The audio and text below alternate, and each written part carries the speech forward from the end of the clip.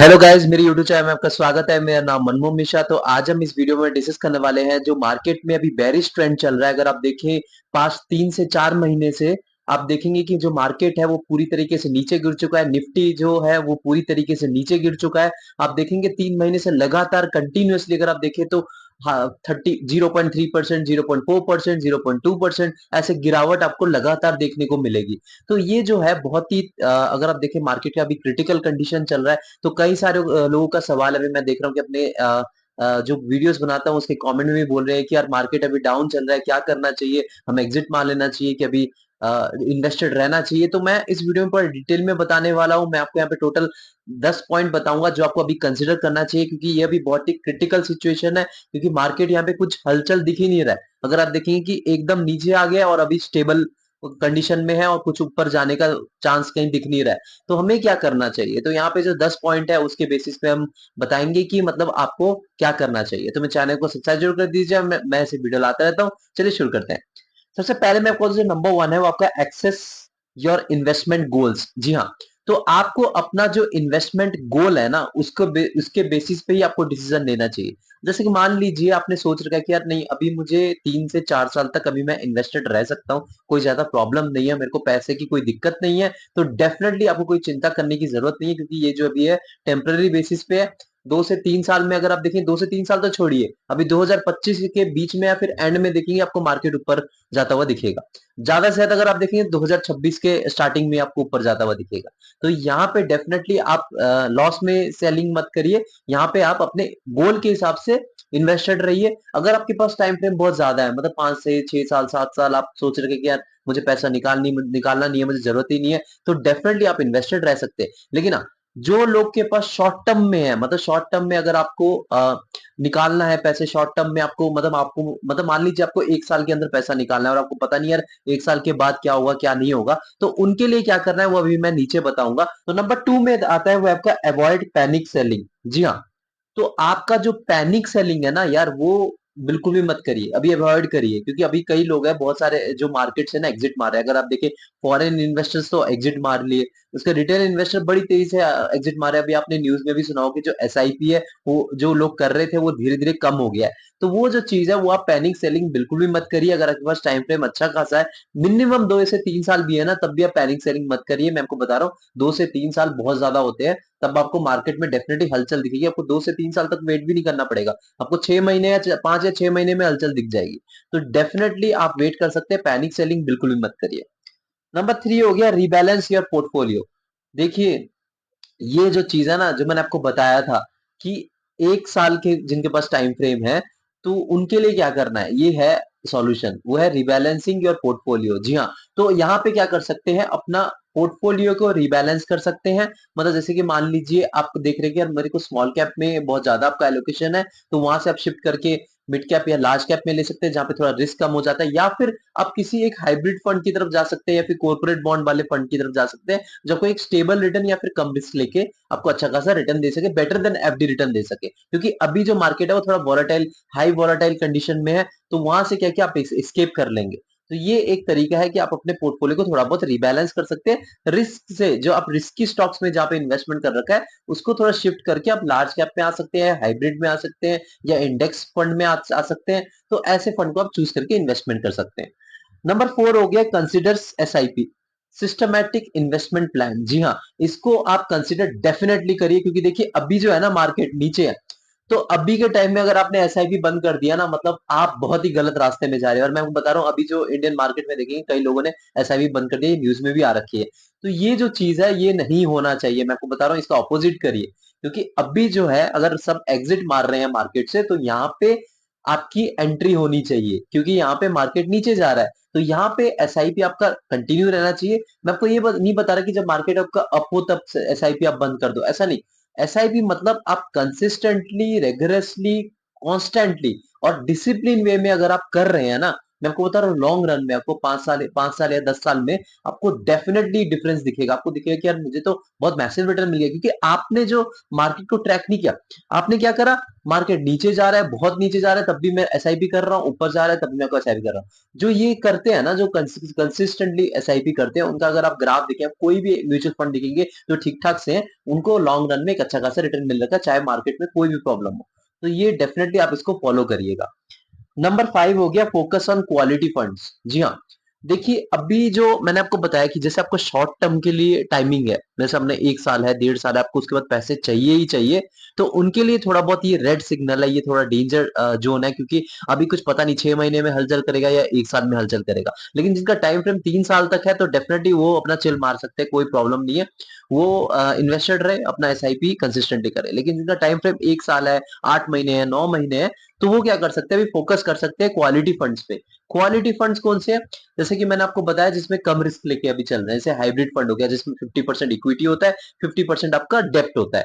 या फिर आप कॉर्पोरेट बॉन्ड्स हो गया, ऐसे म्यूचुअल फंड्स होते हैं।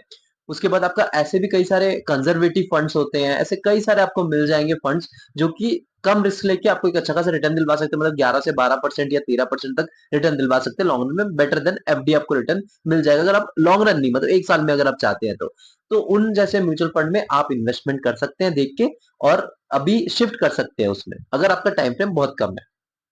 नंबर 6, नंबर 6 में हो गया डाइवर्सिफाई। जी हाँ, देखिए आपको ना, चाहे मार्केट अप हो या डाउन हो, आपको डाइवर्सिफिकेशन फॉलो करना ही है। आपको ऐसा आपने ये नहीं कि मतलब एक ही कैटेगरी में सारा पैसा अपना लगा दिया। एक ही कैटेगरी मतलब आपने देखा है स्मॉल कैप म्यूचुअल फंड तो यार लॉन्ग रन में 25% तक रिटर्न दे रहा है, वो भी हर साल। तो मैं यार सारा पैसा अपना स्मॉल कैप म्यूचुअल फंड में लगा देता हूँ, ऐसा बिल्कुल भी मत करिएगा।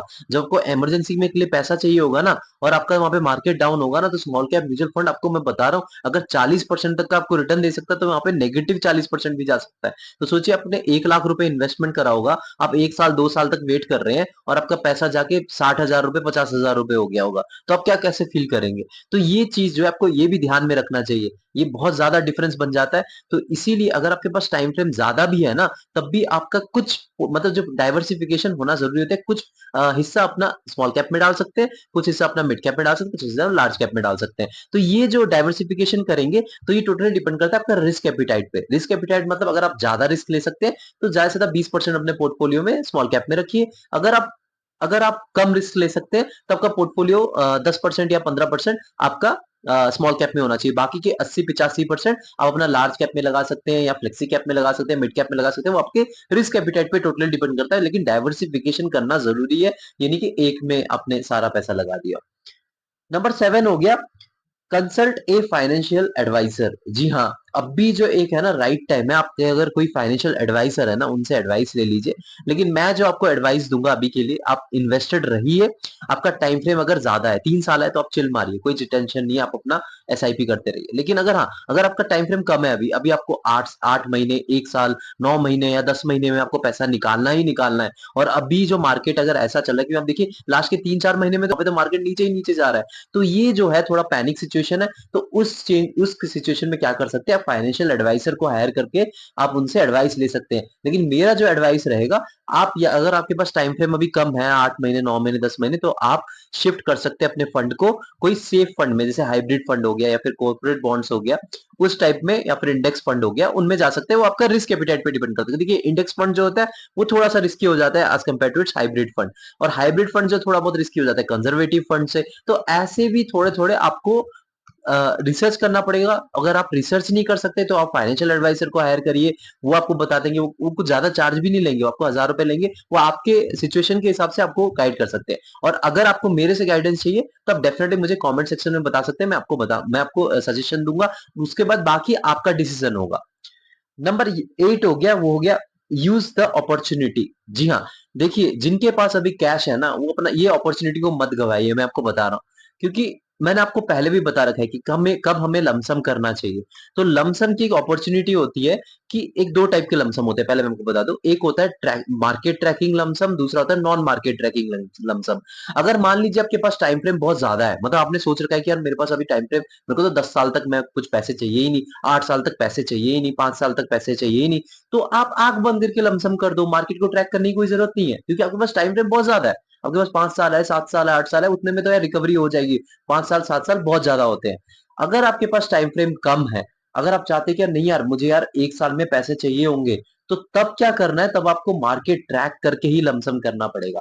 क्योंकि अभी देखिए जैसे मार्केट अभी कम है, अभी मार्केट नीचे है, बेरिश मोड में चल रही है। अभी अब अगर आप लमसम करते हैं तो आपको लॉन्ग रन मतलब 1 साल या 2 साल में भी देखेंगे ना, तो आपको बहुत अच्छा खासा रिटर्न मिल जाएगा। मतलब आप अल्फा जनरेट कर पाएँगे। अल्फा कैसे जनरेट कर पाएँगे मैं आपको बताता हूँ। देखिए, जैसा कि आपको पता है जो लार्ज कैप म्यूचुअल फंड का जो एक रेंज होता है रिटर्न का, 13 से लेकर 16% के बीच में आपको रिटर्न मिलता है। कुछ-कुछ म्यूचुअल फंड आपको 17% तक भी दे देता है। जैसे हम Mirae Asset large cap fund देखेंगे वो 17% तक दे रखा है। लेकिन आप मान सकते हैं 13 से लेकर 17% तक। लेकिन अगर आप लमसम ऐसे मौके पे कर रहे हैं, जैसे अभी मार्केट बेरिश मोड में है, आपने लमसम कर दिया, तो मैं आपको बता रहा हूँ लॉन्ग रन में आपको जो 17% है ना, वो बढ़ के आपको 19%, 18% वो भी आपके लार्ज कैप म्यूचुअल फंड में मिलने के चांसेस है। जी हाँ, आप सही सुन रहे हैं, मतलब मिड कैप, स्मॉल कैप नहीं, लार्ज कैप म्यूचुअल फंड में आप 18 से 19 या 20% तक रिटर्न जनरेट कर सकते हैं। क्यों? क्योंकि आपने राइट टाइम में लमसम किया और एसआईपी को कंटिन्यू रखा। एसआईपी को बंद नहीं करना है। जब आपके पास जो लमसम अमाउंट है, वो जब मार्केट जब बेरिश मोड में है, तब जाके आपको लमसम कर देना है। तो ये चीज जो है आपको दिमाग में रखना है। उस बेसिस पे अगर आप चलेंगे आगे तो आपको डेफिनेटली प्रॉफिट मिलेगा, बहुत अच्छा खासा रिटर्न भी मिलेगा। तो ये अपॉर्चुनिटी को कभी मत गवाइए। नंबर 9 हो गया आपका फोकस ऑन डेब्ट फंड्स फॉर स्टेबिलिटी। जैसे कि मैंने बताया कि आपके पास टाइम फ्रेम बहुत कम है, तो आपको अभी फोकस करना है किसमें? डेब्ट फंड में। तो डेब्ट फंड में आप अभी फोकस करेंगे, उनमें एक फिक्स रिटर्न आपको मिलता रहेगा क्योंकि मार्केट अभी वॉलेटाइल है, हमें पता नहीं। क्योंकि मैं आपको बता रहा हूँ जो उनके पास अभी 1 साल का टाइम फ्रेम है, आप ये मत सोचिए कि यार 1 साल में आपको रिकवरी हो सकती है। क्या पता ये पूरा 1 साल ही बेरिश हो, अगले साल से बढ़े। तभी मैं कह रहा हूँ 3 साल का टाइम फ्रेम बहुत ज्यादा हो जाता है, लेकिन 1 साल का टाइम फ्रेम ज्यादा नहीं है, ये पूरा साल बेरिश हो सकता है, आप डर के मारे एग्जिट मारने लग जाए। तो ये चीज जो है इसके इससे बचने के लिए आपको डेब्ट की तरफ शिफ्ट करना पड़ेगा, डेब्ट फंड्स में शिफ्ट करना पड़ेगा। उसमें आपको रिटर्न बेटर देन एफडी मिल जाएगा। भले ही आपको इतना ज्यादा रिटर्न नहीं मिलेगा, लेकिन बेटर देन एफडी मिल जाएगा। और थोड़ा सा आप सेफ भी रहेंगे कि मतलब मार्केट की जो वॉलेटिलिटीज है उससे बच पाएंगे। तो अपना शिफ्ट करके वो अपने अपने ऊपर, ये आपके टोटली आपके ऊपर डिपेंड करता है कि आप क्या करेंगे उसके ऊपर। नंबर 10 हो गया वो आपका stay inform but do not over react. जी हाँ, आप इन्फॉर्म्ड रहिए। अभी जो ऐसे मार्केट नीचे गया है ना, आप बार बार जैसे मेरी वीडियो देख रहे हैं, मेरे चैनल को सब्सक्राइब जरूर कर दीजिएगा। मैं ऐसे अपडेट तो लाता रहता हूँ। अब मेरे वीडियो देखिए, अगर मेरा नहीं देखना किसी और के फाइनेंशियल इन्फ्लुएंसर का वीडियो देखिए, या फिर आप जाके वेबसाइट में सर्च मारिए कि अभी मार्केट का क्या हाल है। तो ये चीजें आप थोड़ा बहुत ना इससे टच में रहिए, मार्केट के टच में रहेंगे ना तो आपको पता चलेगा। लेकिन हाँ, घबराइए मत। ओवर रिएक्ट मैं इसलिए कह रहा हूँ क्योंकि कई लोग है ना ओवर रिएक्ट करने लग जाते हैं, मतलब बोलते हैं यार मार्केट तो नीचे जा रहा है, मार्केट डरा रहे हैं। कई सारे आपको इन्फ्लुएंसर भी दिखेंगे जो डराएंगे, यार तुम तो एग्जिट मान लो, बहुत हालत खराब होने वाली है। तो इसीलिए मैं कह रहा हूँ कि ये चीज पे आप अभी फोकस मत करिए। मैं आपको बता रहा हूँ एक चीज, जब वर्ल्ड वॉर लाइक सिचुएशन आता है, ये पैंडेमिक लाइक सिचुएशन आता है, तब जाके आपका पैसा बहुत तेजी से डूबता है। लेकिन जब ये दो सिचुएशन नहीं आता है, अगर थोड़ा बहुत, और फाइनेंशियल क्राइसिस, 3 सिचुएशन, अगर तो ये 3 सिचुएशन अगर नहीं आता तो आपका ये टेम्पररी बेसिस पे होता है, आराम से रिकवरी हो जाती है। तो ये 3 केसेस तो मुझे अभी तक दिखे नहीं, ना तो फाइनेंशियल क्राइसिस अभी थोड़ा बहुत दिखने, कहीं दिख नहीं रहा है इतना ज्यादा। वो अपने आप को, हाँ, अभी थोड़ा सा फॉरेन कंट्रीज जो है वो थोड़ा बहुत डूबी थी, लेकिन अपने आप को रिकवरी भी कर रही है। तो दूसरी चीज अगर देखें, अभी इतनी भी इकोनॉमी खराब नहीं हुई, इकोनॉमी में अभी थोड़ा डाउन टर्न आया है, लेकिन वो आता रहता है, डाउन टर्न अप टर्न वो आता रहेगा, लेकिन इतना ज्यादा खराब नहीं है। और कोई वार लाइक सिचुएशन है, पैंडेमिक सिचुएशन कहीं आपको दिख नहीं रहा है। तो यहाँ पे मुझे कहीं नेगेटिविटी नहीं दिख रही है मार्केट में इतना ज्यादा कि मतलब लॉन्ग टर्म के लिए नीचे रहेगा। तो इसीलिए आप इस इतना भी पैनिक मोड में ना आ जाए, इतना भी ओवर रिएक्ट ना कर जाए। जब आप मार्केट के साथ कनेक्टेड रहेंगे या सब रिसर्च मारेंगे, क्योंकि कई लोग होते हैं ना ओवर थिंकिंग करने लग जाते हैं जब रिसर्च करते हैं उसी पे। तो इसीलिए ओवर थिंक मत करिए, ओवर रिएक्ट मत करिए, फ्लो में चलिए।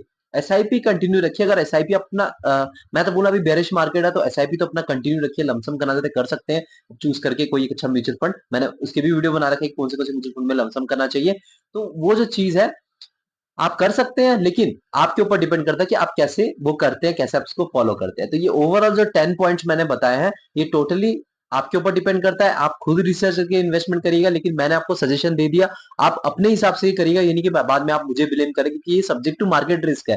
इसमें आप कुछ नहीं कह सकते। कल अचानक, मैंने आपको बताया नहीं, कल अचानक से वॉर शुरू हो गया तो यहाँ पे तो मार्केट और भी नीचे जाएगा, तो आप मेरे पे ब्लेम करेंगे यार ये क्या, तो मुझे क्या पता कि मतलब वॉर शुरू होने वाला है। तो ये जो चीज है ना, थोड़ा बहुत इन चीजों में थोड़ा प्रॉब्लम आ जाती है। लेकिन अगर ये चीजें नहीं होती है तो डेफिनेटली मैं आपको बता रहा हूँ, कॉन्फिडेंटली बता रहा हूँ, कोई प्रॉब्लम नहीं है। टेम्पररीली अभी नीचे गया, आगे बढ़ेगा, डेफ़िनेटली बढ़ेगा अगर आप इसमें लमसम करते हैं या एसआईपी करते हैं। तो मेरे चैनल को सब्सक्राइब ज़रूर कर दीजिएगा, मैं ज़रूर लाता रहता हूँ।